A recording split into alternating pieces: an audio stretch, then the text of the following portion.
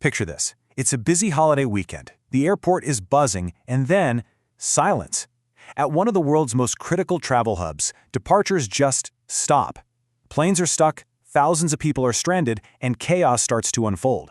This wasn't just some local hiccup. This was a crisis at LAX that sent shockwaves through the entire air travel system. So that's the big question, right? It wasn't bad weather, it wasn't a security scare. So what on earth was powerful enough to ground hundreds of flights at Los Angeles International Airport? And, more importantly, what does it tell us about how fragile our entire air travel network might be? All right, let's start by digging into just how massive this disruption really was. To get the full picture, you first have to understand the sheer scale of what went down at LAX on that Sunday.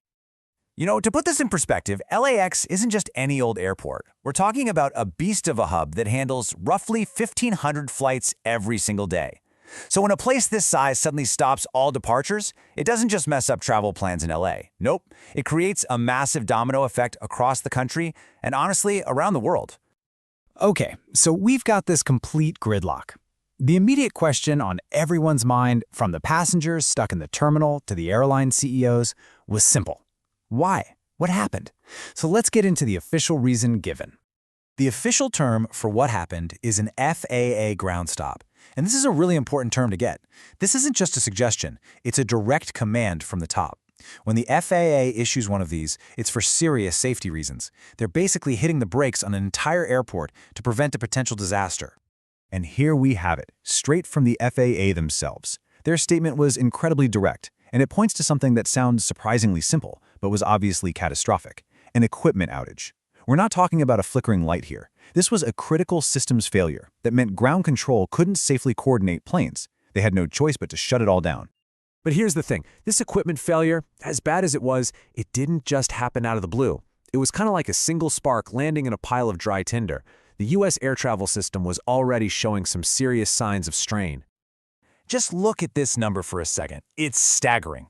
In just the week leading up to the LAX incident, more than 22,000 flights across the United States had already been disrupted. This wasn't just a bad day or a fluke, it was a really bad week, and it showed that the whole system was stretched to its absolute limit.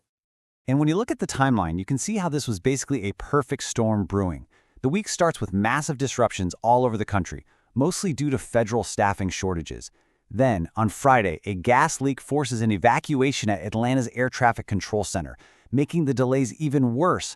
So by the time the equipment fails at LAX on a peak holiday weekend, well, there was just no slack left in the system at all. So, what's the big takeaway here? Well, what seems like a single outage at a single airport actually shines a huge spotlight on a much larger global vulnerability. It shows us how interconnected and fragile our entire air travel network really is. And this is where it gets really interesting. Just a few weeks before the whole LAX mess, several big European airports were basically crippled by a cyber attack. Now think about that. The causes were totally different. A technical glitch in LA, a malicious hack in Europe. But the result? Exactly the same. Flights grounded, networks in chaos. This brings us to such a crucial point. And this quote from Dr. Michael Grant at the RAND Corporation just nails it. The system is so tightly woven together that it really doesn't matter what breaks the chain. One single point of failure, what he calls a single node, can cause a massive ripple effect that spreads through the whole network in a matter of hours. That right there is the core weakness of modern aviation. Okay, so after all of that, this brings us back to the most practical question of all.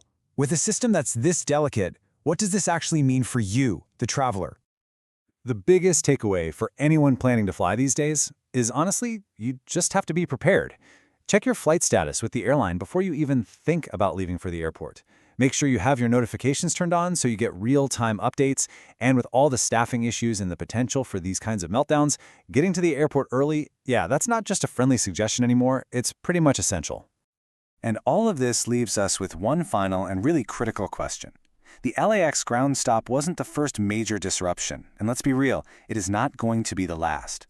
We've seen that the cause could be anything from a broken piece of